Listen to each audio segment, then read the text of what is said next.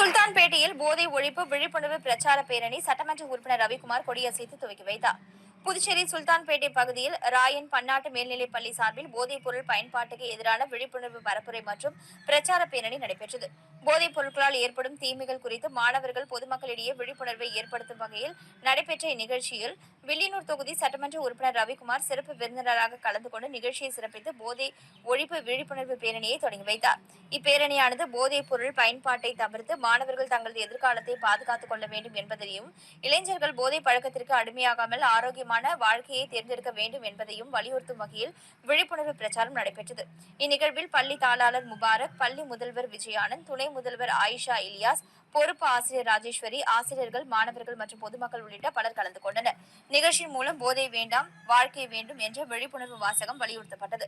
மாணவர்களின் எதிர்காலத்தை பாதுகாக்கவும், போதைப் பொருள் இல்லாத சமூகத்தை உருவாக்கவும் அனைவரும் ஒன்றிணைந்து செயல்பட வேண்டும் என அறிவுறுத்தப்பட்டது. நிகழ்ச்சியில் கலந்து கொண்டு சிறப்பித்த சட்டமன்ற உறுப்பினர் ரவிக்குமார், பள்ளி நிர்வாகிகள், ஆசிரியர்கள், மாணவர்கள் மற்றும் பொதுமக்கள் அனைவருக்கும் பள்ளியின் நிர்வாகம் சார்பில் மனமார்ந்த நன்றியும் தெரிவிக்கப்பட்டது.